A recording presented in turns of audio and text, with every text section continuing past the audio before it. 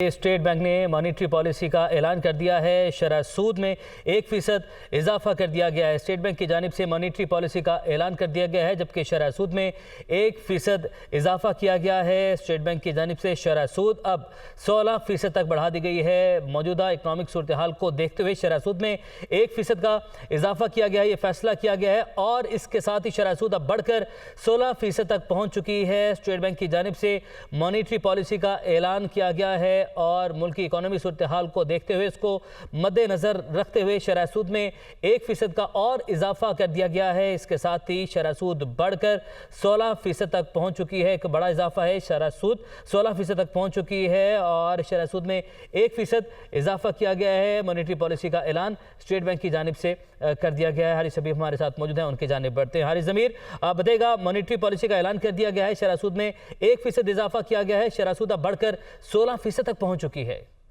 बिल्कुल, जो financial problems चल रहे हैं जिसकी वजह से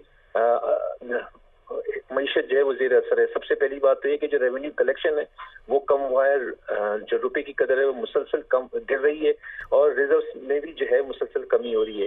साथ ही जो है ये बताया गया कि जो इन्फ्लेशन की जो शरह है वो भी बढ़ेगी और तकरीबन 23% तक होने।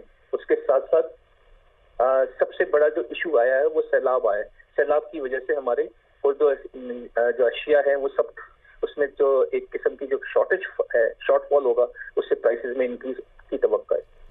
अच्छा हारिस ज़मीर साहब, ये कहेगा कि कौन से फैक्टर्स हैं जिसकी वजह से हमें शरह सूद को एग्जैक्टली बढ़ाना पड़ा? आपने बताया कि इकनॉमिक सूरत हाल है और जो रुपया गिरता जा रहा है वो फैक्टर्स हैं, और शरह सूद में इजाफा करने से मार्केट पर इसका क्या असर होता है? जी बिल्कुल, आपने बिल्कुल सही सवाल किया। असल में ये एक्सपेक्ट नहीं किया जा रहा था कि शरह सूद में जो है इजाफा होगा। जो मुख्तलिफ जो रिसर्च हाउसेज है उनकी जो रिपोर्ट्स आई थी उसमें वो अनचेंज था, तो इससे मार्केट में जो है मंडे के दिन जब मार्केट खुलेगी तो इस पर इम्पैक्ट आएगा और हो सकता है कि स्टॉक मार्केट 500 to 800 पॉइंट्स की कमी हो। साथ ही प्रोबेबली ये हो सकता है कि डॉलर में कुछ कंट्रोल आए, लेकिन डॉलर की जो बुनियादी वजह ये कि हमारे पास डॉलर जो है वो कम है। एक्सटर्नल जो मुल्क के थे, हमारे मुल्क और जो फाइनेंशियल इंस्टीट्यूशन, उन्होंने जो हमसे वादे किए थे वो अभी तक पैसे नहीं आए, तो हो सकता है कि डॉलर में फिल वक्त जो है वो इजाफा ही हो, रुपए में इतनी ज्यादा स्ट्रॉन्ग एक्टिविटी नजर ना आए।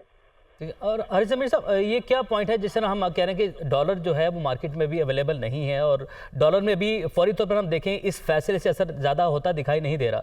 मीनवाइल आप बता रहे हैं कि स्टॉक मार्केट पर असरअंदाज होगी और जैसे ही पहला रोज़ होगा कारोबारी रोज़ का, पीर के रोज़, उस दिन स्टॉक मार्केट 500 से 800 पॉइंट्स तक भी गिर सकती है। तो ऐसे तनाजुर में, ऐसी सूरत हाल में जब डॉलर पर असर नहीं होगा, स्टॉक मार्केट पर असर होगा, तो ये फैसला दुरुस्त है?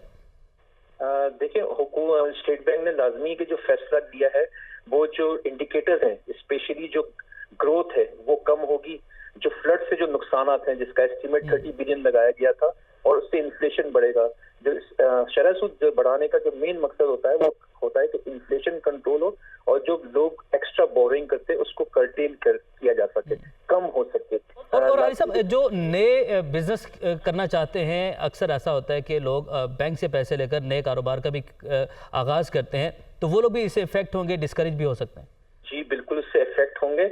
और जिस तरह से मॉनेटरी इंटरेस्ट रेट में इजाफा हुआ है जुलाई से लेके अब तक, जैसे तकरीबन ये समझिए कि 4.5% से ज्यादा का इजाफा हो चुका है, तो उससे हमारे जो बिजनेस है उस पर जरूर इम्पैक्ट पड़ेगा और साथ ही जो क्रेडिट ऑफ टेक है, यानी कि जो उधार जो बोरिंग की जाती है उसमें कमी वाकई होगी। और नया जो बिजनेसमैन है उसको परेशानी होगी क्योंकि उसको ज्यादा महंगा लोन मिलेगा। ठीक है, बहरहाल जो इकनॉमिक सूरत हाल है उसको मद्देनजर रखते हुए ये फैसला किया गया है। शरह सूद अब 16% तक पहुंच चुकी है। ज़मीर, आपने अपडेट किया, आपका बहुत शुक्रिया।